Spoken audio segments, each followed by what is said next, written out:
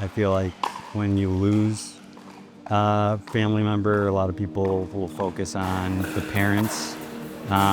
Sibling loss is a little bit different. I didn't think that I could survive it. Dealt with serious depression. He can't be dead.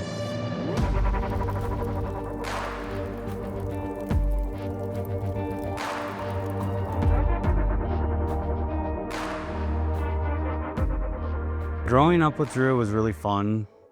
He was my best friend. We played tennis together. Drew always was he had really soft hands in tennis. He was really good at the net. He liked doubles more than singles. And pickleball, I feel like, is a fast-paced game that you kind of play a shorter game. For me, pickleball's been just a great, healthy outlet. So I think that would have been, a real fun thing for us to do together. Drew came out and he was like a bulky, big baby. And my dad was like, yes, my first son is going to be a great athlete. And then when I came out, I was very slim and slender. My dad said, well, he's going to have to change the world with his mind. After his mom, it was 23 hours of labor and hitting the sunshine in the morning. And the happiness that came over me was overwhelming because I realized I could die today and I would still go on through him. Probably the second time in my life I cried from joy. I got out in the parking lot and I lost it. I thought, man, this guy is gonna carry on for me. I mean, I've got my little man now, and it was so special. We were blessed to pretty soon after that have his brother Jack, and they're Irish twins coming up, so they were close in age, and it was a party on wheels raising these guys. Sports I understood, so I could handle that area of his life. My father was a golf professional. In the summer months, they would play the Culver's Junior Golf Tour. I love the sports. It was part of their 2 hours every day doing something. Drew, say we're going on a Swan golf outing. We're going on a Swan golf And show your new bag. Oh my God! Dad! Happy birthday to you.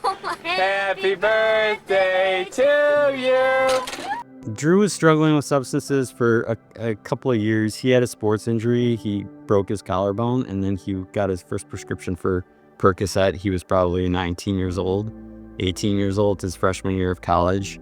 And after that, he struggled with substances for a while, and he had tried to get off of it himself several times. He went away to Australia his sophomore year of college, which we thought was just, Drew being adventurous. But he was trying to run away from the dealer that had found him. And he was going on adventures, and he made all these friends from around the globe. Sweden, Colorado, Michigan, Boston. He has tons of friends. After that trip to Australia, the first person who texted him was his dealer. I can honestly say that I have the best brother a guy can ask for. I can't believe what he's accomplished with what he's been given and where he's going. I brag about you all the time. When you came down to visit, I remember I told someone that you're coming to visit. I was like, have I talked about him at all? And they're like, you've talked about him almost every day that you've been down here. We know who your brother is. We know when he's going to be here. So this night's yours. This day is yours. And your future, all of us want to be there with you when you graduate at Michigan State too. Good luck. Yay! The day that Drew gave that toast, it was my graduation from undergrad. I just admired him so much. Looking at the video, you just see me looking up at him in awe of who this guy is, especially what he had come through at that time. He was maybe 8 months sober. So I just felt sorry. I just felt really lucky at that moment. Lucky to have him there. And then, so proud of him as he was, talking about how proud he was of me. It was just, super, super special. He was so special. He had been struggling. He wanted to see me. Drew was living in a sober living home at the time. In his sober living home, one of Drew's roommates had a prescription bottle with pills in it that I guess, he said that he needed for back pain. That night, he went and helped a friend do some apartment shopping named Rico, and Drew had taken one of those pills prior to going out with Rico. And Rico describes the whole day with him, and Drew was starting to get woozy at the end, and Rico said, "Swan, are you sure you're okay?" Because he was dropping him off at his house. He goes, "Yeah, I just need to sleep this off." And he started staggering into the house, grabbed his laptop, and Rico yelled at him, "Drew, are you sure you're okay?" And he gives a thumbs up and walked in, and he laid down on his bed and he died.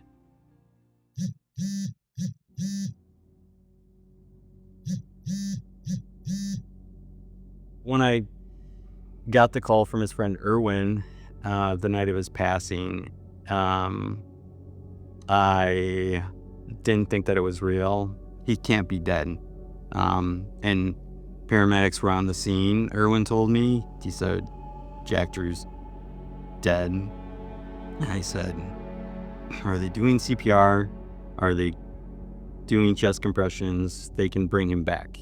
Why aren't they doing anything?" And he said, "No." When they walked in, it appeared that he had been passed away for a while. His lips were blue. He was blue. And he's gone. My whole body, I think, was just... It was like I was somewhere else. It was like I wasn't here. My next move was picking up the phone and having to call both my parents and let them know that their firstborn son was dead. Gotten the phone call from Jack. "Dad, are you sitting down? Are you sitting down?" I was sleeping, and I woke up and I said, "I'm sleeping. What's going on?" He said, "I need you to be sitting down right now." And I sat up in bed, and I knew something really bad was coming, and shock came over me, and I said, "Say it, Jack." And he said, "Drew's dead." "What do you mean dead?" He said, "Drew's dead, and you need to mourn the loss of your son." When he said that, I started screaming bloody murder, no, no, no. I would have taken more time. I would have kissed him. Every time I saw him, all over, and I did. I kissed him all the time until he figured out he's too old to be kissed, but I love that kid. I was pissed. I was pissed that he left me here. Yeah.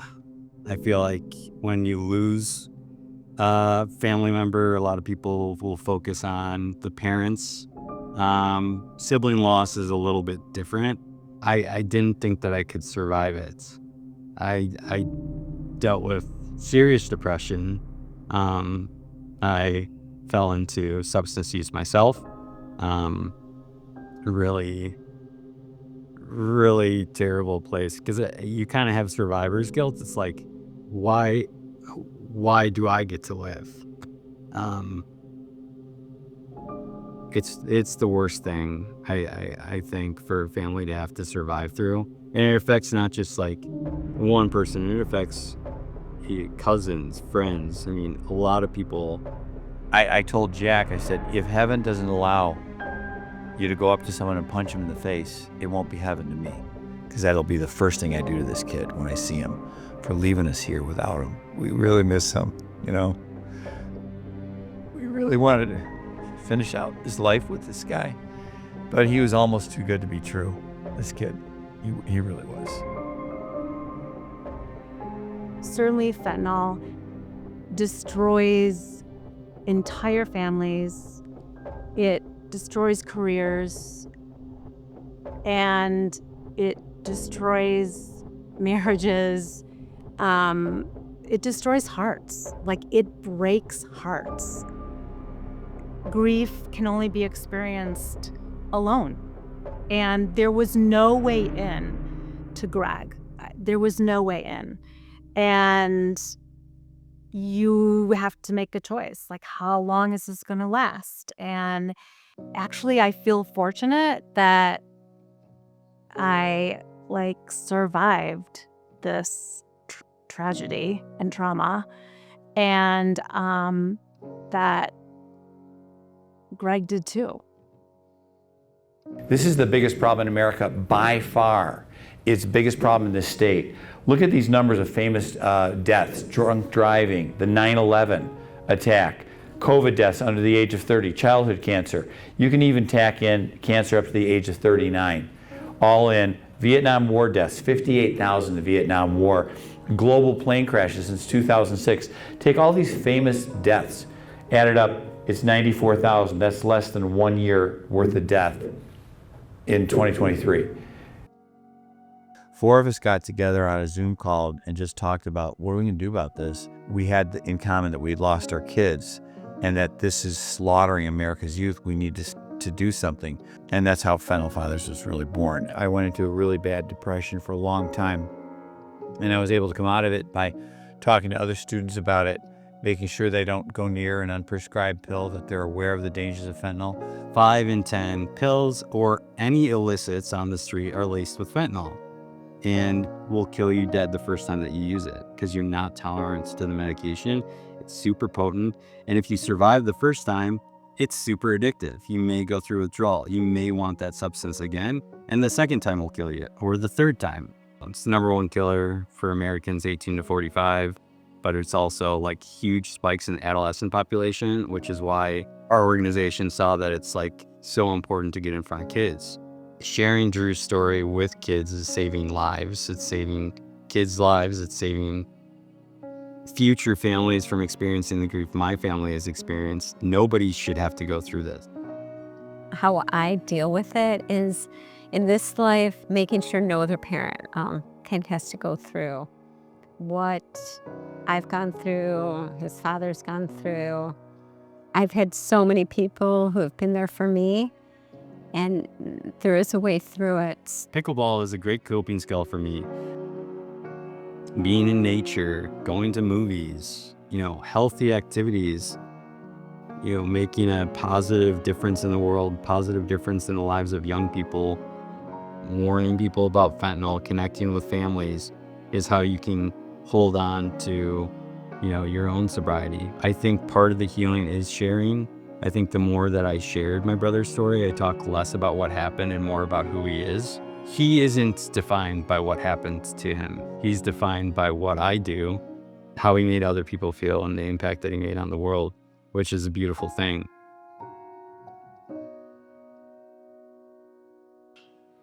This song's called Have a Little Faith. Just seeing what it sounds like to you guys.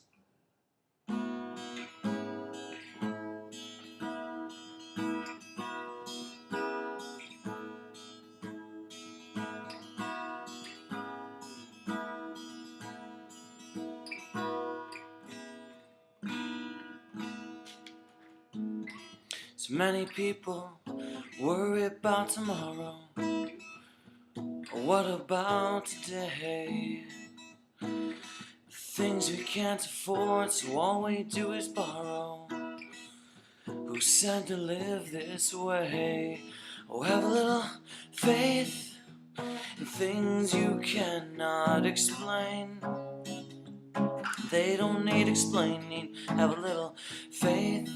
Close your eyes and just fly away to a place where it's never raining. See, it's faith that was meant to be a bridge across the gate. It's the reason for which I'm living, and it's faith that will guide my path all of the way. Like footprints in the sand, if you really want to stand, you gotta have faith.